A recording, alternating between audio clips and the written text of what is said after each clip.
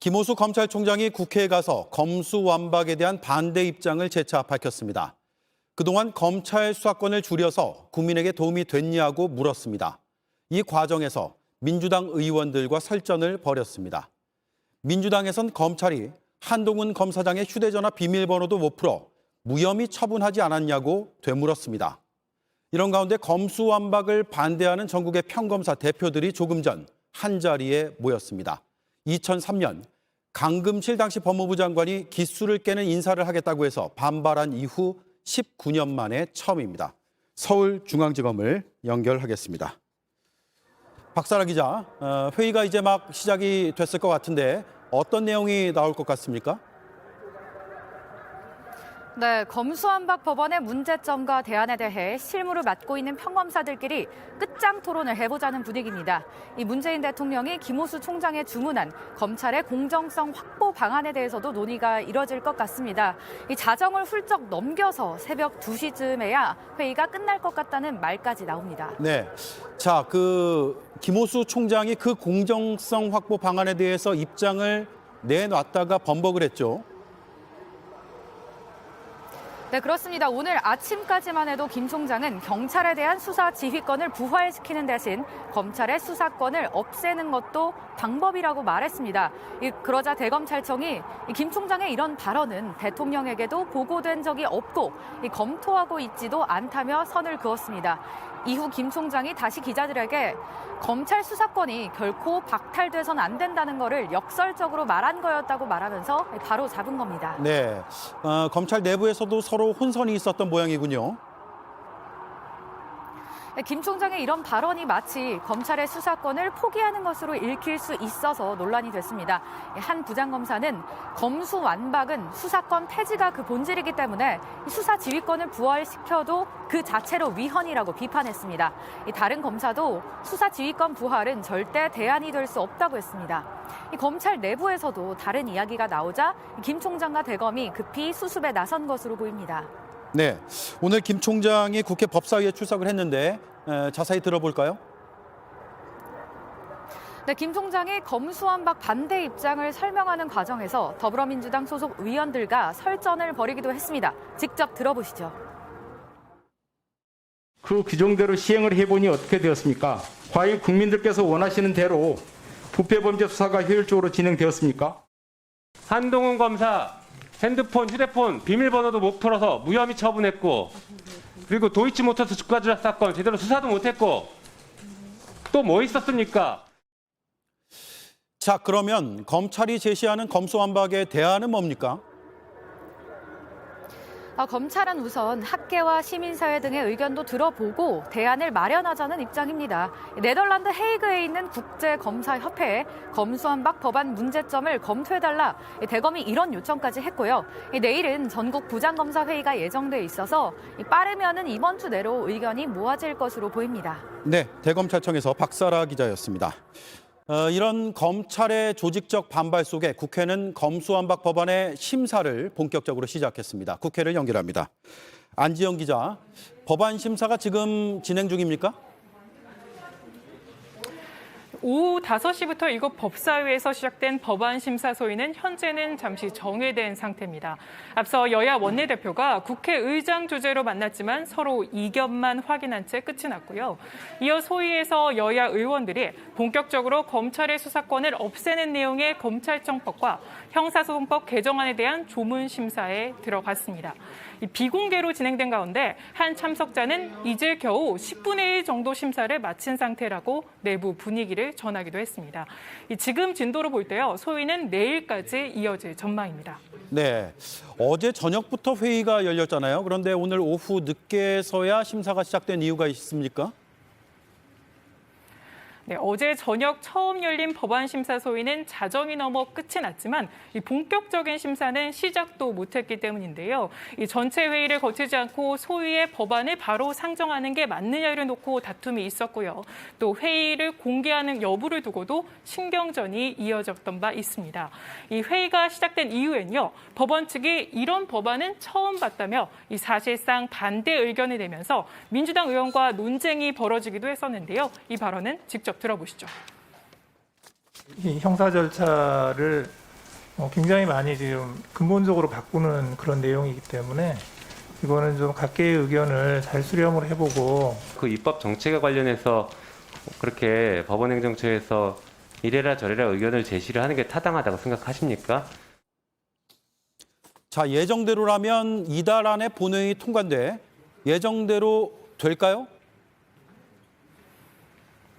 네, 아직은 상황을 지켜봐야 합니다. 민주당은 문 대통령이 주재하는 5월 3일 마지막 국무회의에 법안을 올리기 위해선 늦어도 이번 주 안에 법사위 처리부터 본회의 상정까지 해야 한다는 입장입니다.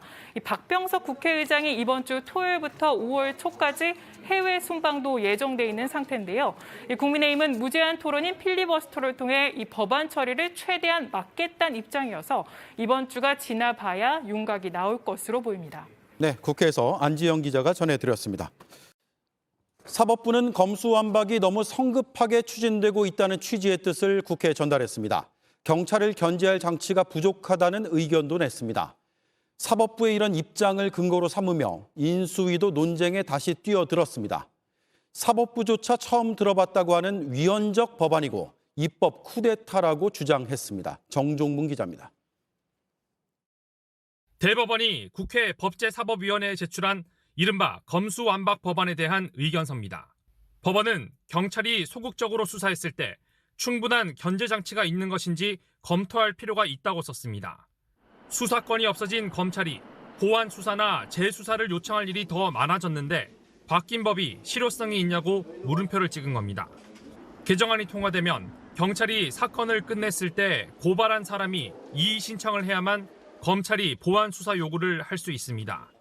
법원은 법을 잘 모르는 시민들이 이의 신청을 하지 않아 피해를 볼 수 있다는 내용도 담았습니다.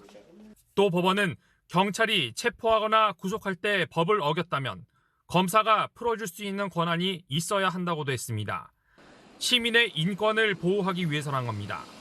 또 개정안대로라면 경찰의 신청이 있을 때만 검찰이 구속영장을 청구할 수 있는데 법원은 검찰로 사건이 넘어온 뒤엔 검사도 영장을 청구할 수 있도록 검토가 필요하다는 입장을 밝혔습니다. 수사가 부실하면 결국 법정에서 이뤄질 재판도 영향을 받을 수 있다는 게 법원의 입장입니다. 어제 국회 법제사법위원회에 출석한 법원행정처 차장도 이런 뜻을 재차 밝혔습니다. 각계의 의견을 잘 수렴을 해보고 그리고 또 지금 해당 조문도 좀 면밀하게 검토를 하고 좀 할 그런 필요성이 있다고 생각합니다. 법원 행정처 출신 한 판사는 법원이 이례적으로 강한 목소리로 반대 의견을 냈다며 견제받지 않는 경찰 권력에 대해 우려를 내놓은 것이라고 해석했습니다. 인수위는 이런 법원의 의견을 언급하며 검수완박을 위헌적 법안이라고 주장했습니다. 입법권의 사유화이자 입법 쿠데타라는 비판을 면하기 어려울 것입니다. JTBC 정종문입니다. 네, 경찰이 수사권을 다 넘겨받고 검찰이 보완 수사도 할 수 없다면 견제가 제대로 될지 사례를 통해서 보겠습니다.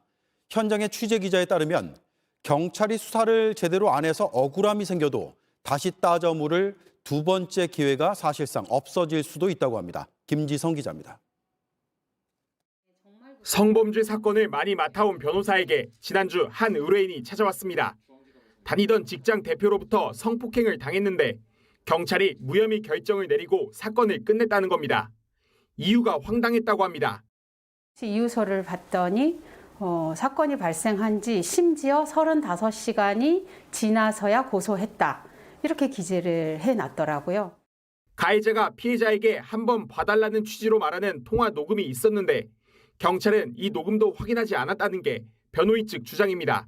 경찰 관계자는 사건이 불송치돼 기록이 검찰에 넘어가 있는 상태라며 구체적 내용에 대한 답변은 힘들다고 밝혔습니다. 김 변호사는 검찰이 다시 직접 보완 수사를 해달라며 이의 신청을 할 계획입니다. 하지만 검찰 수사권이 폐지되면 경찰만 다시 사건을 수사할 수 있습니다. 피해자 입장에서는 도돌이표만 찍어야 되는 거거든요. 그래서 원래 이게 혐의 인정이 안 됐다고 생각했던 사람에게 다시 판단을 받는. 범죄 피해자들이 구제받을 두 번째 기회가 없어진다는 겁니다.